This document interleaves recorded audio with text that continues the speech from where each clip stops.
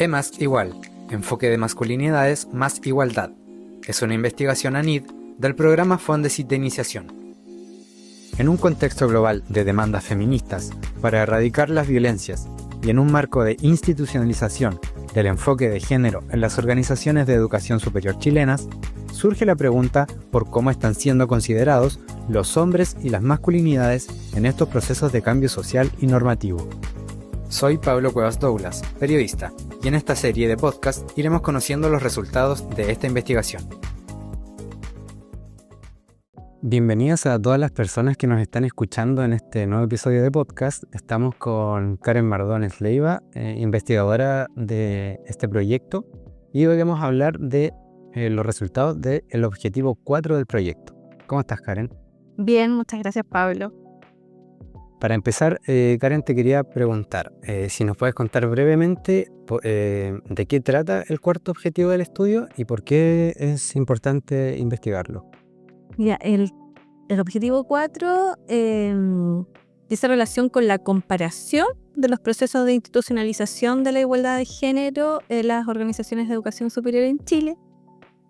Pero entendiendo estas como no solo universidades, sino también contemplando los centros de formación técnica e institutos profesionales, ¿ya? Entonces, ¿por qué considerar importante incluir este objetivo?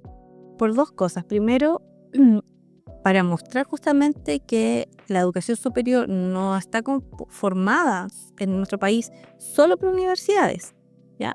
Y en ese sentido, los procesos de igualdad de género que se están llevando a cabo no están restringidos solo a este tipo de organizaciones, sino también a centros de formación técnica, como decía, y a institutos profesionales, ¿ya? Y en segundo lugar, también me parecía importante, dado justamente la ley 21.369, que es la que hemos hablado en otros episodios, y es que esa ley está dirigida a todo este conjunto de organizaciones. No solo universidades. Justamente. Uh-huh. Y en el estudio participaron 44 personas de distintas organizaciones de educación superior. ¿Nos podrías contar cómo fue el proceso de investigación y qué buscaban identificar?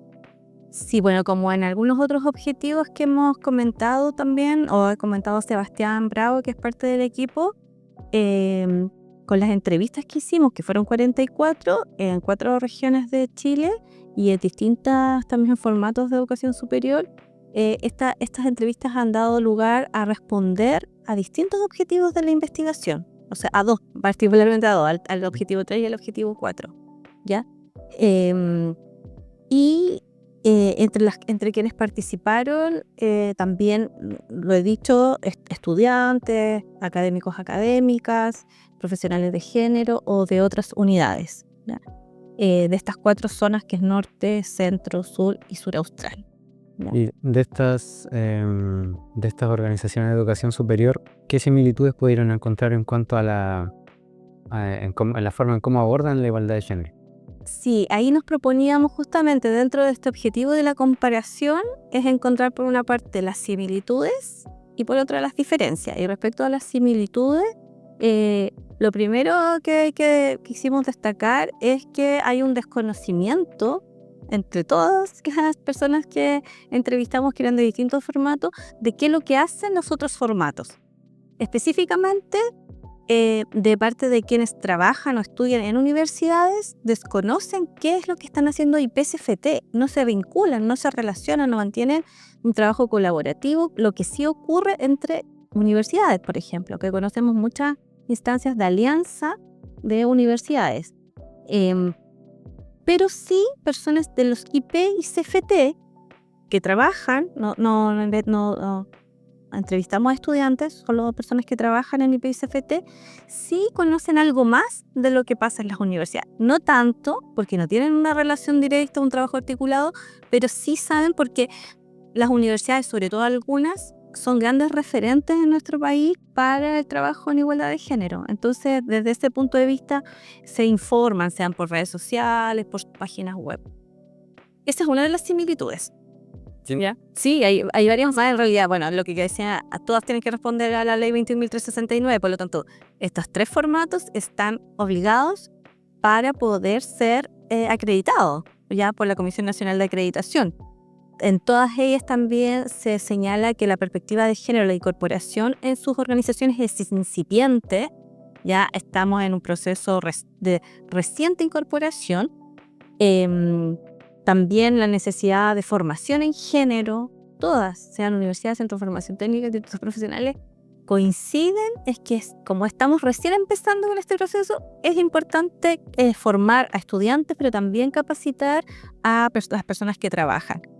Y otra cuestión que en realidad lo señalaba solo una persona, pero lo hemos visto también en la literatura, Mariana Gaba específicamente en su libro señala que estas arquitecturas de género, que podríamos llamarlas así, estas unidades de género, llamarlas así porque lo dice así Mariana Gaba, están conformadas casi en su totalidad por mujeres, ¿ya?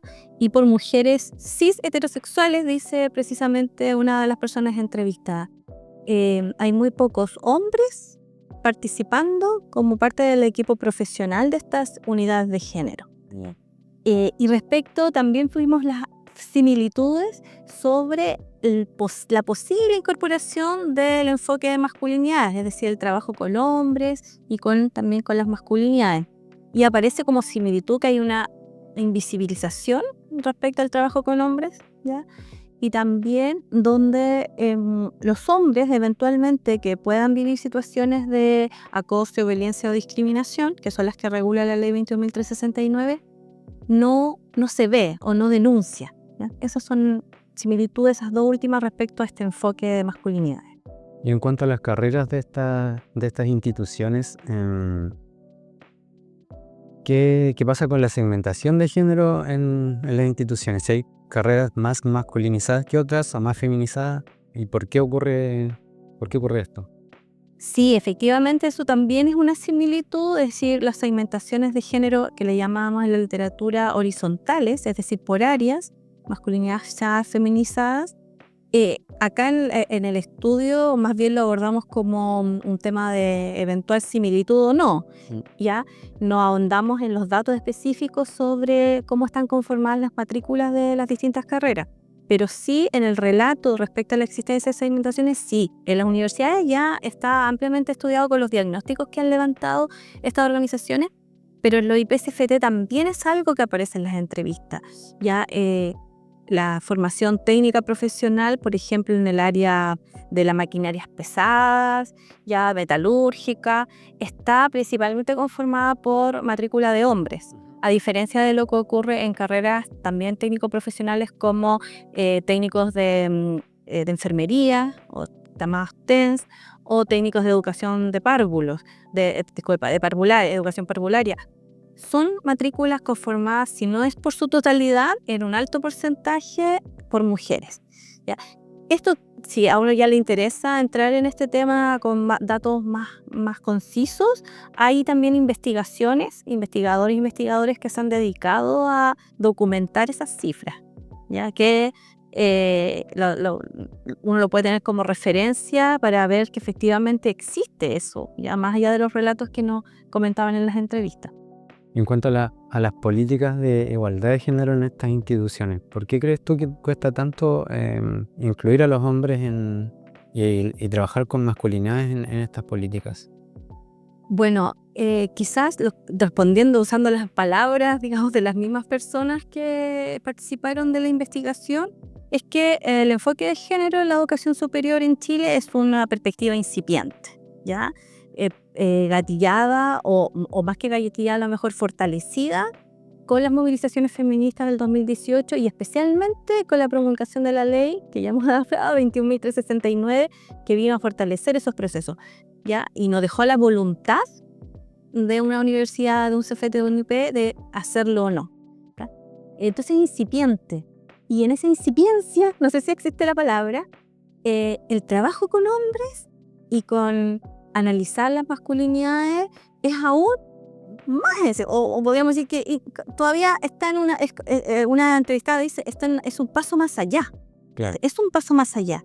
Lo que estamos enfocadas ahora en estas unidades es trabajar sobre las situaciones urgentes, las que se ven, situaciones de acoso, de violencia o discriminaciones. o también las brechas de género que existen en algunas áreas o entre académicas y académicos que se dedican a la investigación. Entonces, aquí está puesto el esfuerzo, la energía sobre lo que se ve, ¿ya? Y que entre comillas, podríamos ser lo urgente, ¿ya? Y que afecta principalmente a las mujeres. Por eso probablemente, tomando, como decía, las palabras de las personas entrevistadas, así que es complejo. Y además yo diría que también lo decían por ahí y la literatura aparece bastante, es que todavía cuando hablamos de enfoque de género existe la confusión conceptual de relacionarlo directamente con mujeres, como un tema que compete solo a las mujeres o está relacionado solo con mujeres. Quizás después de las movilizaciones feministas en nuestro país, también lo comenzamos a relacionar con un tema que compete a las disidencias y diversidades sexogenéricas, o sea, sexuales, pero no a los hombres, ¿ya? Entonces, eso ha costado. Sin embargo, los hombres también son seres con género, Claro. ya como lo señalé en el primer capítulo, y por lo tanto también son sujetos que requieren ser abordados desde las políticas de igualdad de género. Y bajo esta línea, ¿qué implicancias tiene que los hombres, por ejemplo, no denuncien esta violencia cuando podrían estar viviéndolos? Bueno, las implicancias que tiene primero es que no es un grupo que no estamos sabiendo lo que pasa con ellos. Ya en ese sentido, entonces no se pueden también diseñar acciones específicas para atender a esta población. Más allá que la ley no especifica que la ley no está regulando solo los comportamientos, digamos, que vivan mujeres. La ley es amplia en ese sentido, ya igual contempla que eventualmente, o sea, no lo dice, pero nosotros lo podemos interpretar de la escritura de la ley, que los hombres también podrían denunciar situaciones. No lo hacen, probablemente lo que también dicen en las entrevistas, por las situaciones de burla que podrían enfrentar, así como cómo vas a ser acosado ya por una compañera o por una profesora, por ejemplo. Pero también porque da cuenta de una situación en que los hombres en la estructura social se supone que no tienen que estar, como la situación de víctimas, ya como de vulnerabilidad. Eso también atenta contra, digamos, la construcción de una masculinidad que más bien está provista de poder, ya de control sobre las situaciones. Entonces también pueden estar entrando esas dimensiones, ¿ya? En el estudio también aparece, pero como supuestos de cosas que analizan quienes son entrevistadas, especialmente hombres que viven, por ejemplo, que están en situaciones, por supuesto, de diversidad, disidencia sexual, ya son sujetos que eventualmente podrían estar viviendo, porque además se conocen denuncias, pero también aquellos sujetos que están en situaciones, por ejemplo, racializadas, pertenecen a alguna grupo étnico o vienen de algún grupo extranjero, por ejemplo, o que viven situaciones socioeconómicas también más desfavorecidas, ya en cuestiones de clase, de etnia, que también pueden estar cruzándose aquí con las cuestiones de género. Karen, delante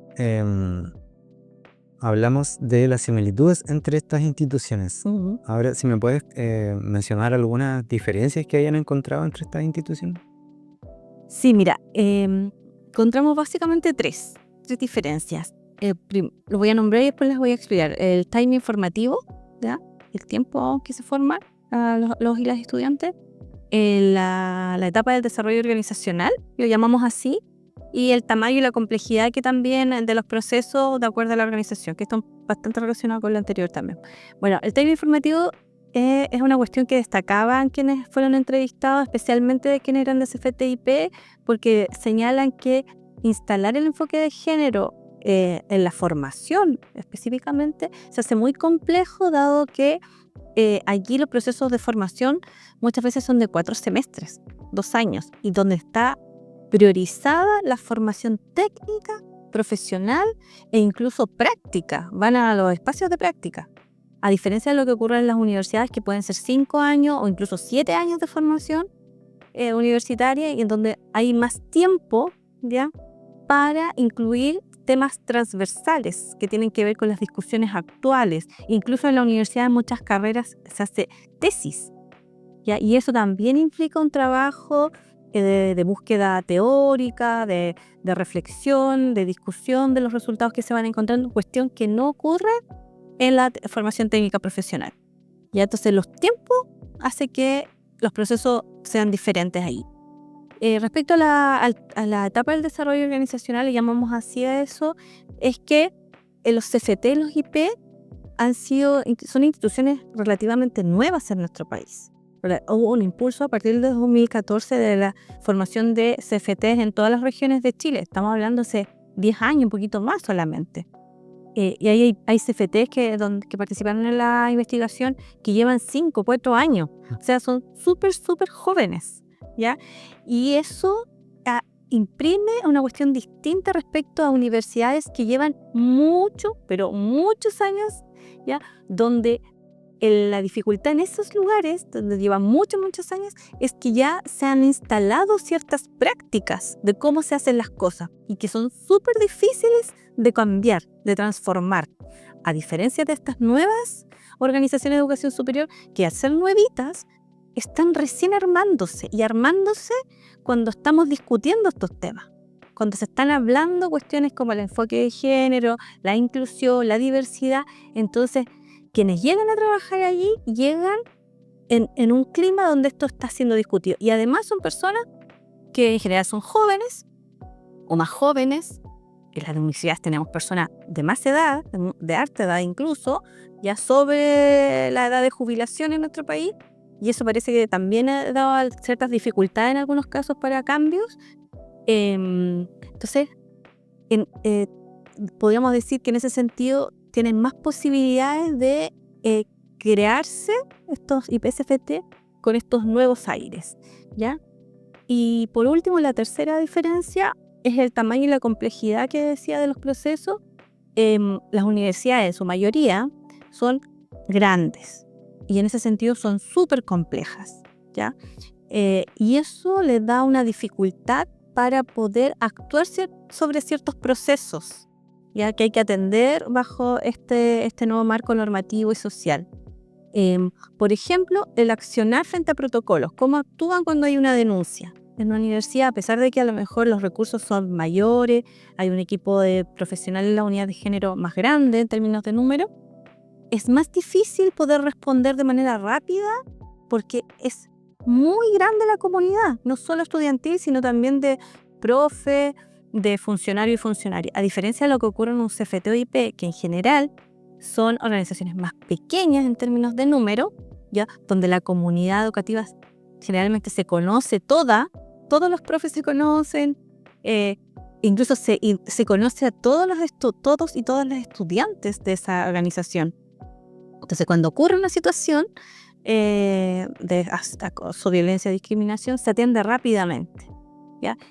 Entonces no alcanza a escalar. Lo que no sucede en las universidades. Lo que en general, estamos hablando, ¿cierto?, en términos de lo que se cuesta en la universidad. La universidad se intenta responder, esto de acuerdo a los relatos, pero no se alcanza por los tiempos porque hay muchas otras, porque hay muchas otras denuncias también, ya en paralelo. Entonces hace más complejo el actuar.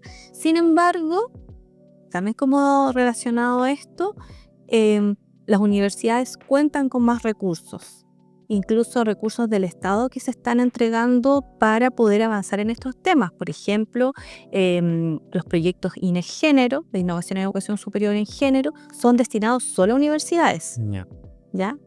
No a IP y CFT. Por lo tanto, ahí llevan una ventaja. Es una ventaja, pues. Podríamos decir, claro, llevan una ventaja, ¿ya? Por lo tanto, hay menos. Y claramente hay universidades que existen, las grandes universidades que tienen unidades de género ya no solo a nivel, digamos, central, sino que también están distribuidas en las facultades. Ya en las facultades de Ciencias Sociales hay una unidad, en la Facultad de Medicina hay otra unidad de género con un equipo, cuestión que no ocurre en los IPSFT, donde generalmente es solamente una persona quien es la unidad de género. Bueno, Karen, para ir cerrando te quería preguntar cómo deberían avanzar estas instituciones en cuanto a las políticas para alcanzar la igualdad de género en en estas, pero sin que sea solo para cumplir la ley, sino que sea más un cambio cultural real. Uy, esa es una tremenda pregunta, con una respuesta que no creo que la pueda dar yo. Creo que es la pregunta que estamos haciéndonos todas aquellas personas que estamos interesadas por avanzar en igualdad de género en la educación superior. Probablemente, ¿cierto? Todas aquellas personas que trabajan en esas unidades de género permanentemente se están preguntando cómo todo el actuar que realizan no sea solo por responder a una ley, ¿cierto? A un checklist, sino que puedan haber cambios profundos, reales en nuestras conciencias, un cambio social epocal, ¿ya?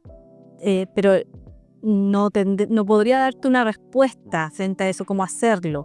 Lo que sí creo, desde mi posición como investigadora de los estudios de género de los hombres y masculinidades, me parece importante señalar que para avanzar hacia esos cambios es necesario que los hombres se impliquen en la reflexión y en la acción colectiva hacia los cambios, y que además discutamos las representaciones y las ideas acerca de la masculinidad, ¿ya? Para poder cuestionarla y transformar aquellas que estén perpetuando relaciones desiguales o relaciones de violencia.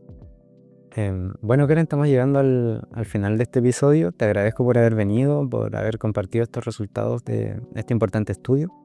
Y aunque nos dimos cuenta que hay grandes avances, igual que a un largo trecho, para lograr que estas comunidades educativas estén libres de violencia y discriminación. Así que te agradezco por haber venido. Sí, invito a seguir profundizando a otras personas también sobre la investigación en estos temas, y en particular de lo que trajo todo este capítulo, que era esta comparación entre formatos. Creo que es importante ahí conocer qué está pasando en los CFT y los IP, con la formación, con estudiantes, pero también con las personas que trabajan. Creo que es un espacio que ha sido poco explorado. Bueno, y a quienes nos escuchan, gracias por acompañarnos en este capítulo, y recuerden seguirnos en nuestras redes sociales para estar atentos a todo el contenido que vayamos subiendo, y nos vemos en un próximo capítulo. EMAS igual, enfoque de masculinidades más igualdad. Es una investigación ANID del programa Fondesit de Iniciación. En un contexto global de demandas feministas para erradicar las violencias y en un marco de institucionalización del enfoque de género en las organizaciones de educación superior chilenas, surge la pregunta por cómo están siendo considerados los hombres y las masculinidades en estos procesos de cambio social y normativo. Soy Pablo Cuevas Douglas, periodista, y en esta serie de podcast iremos conociendo los resultados de esta investigación.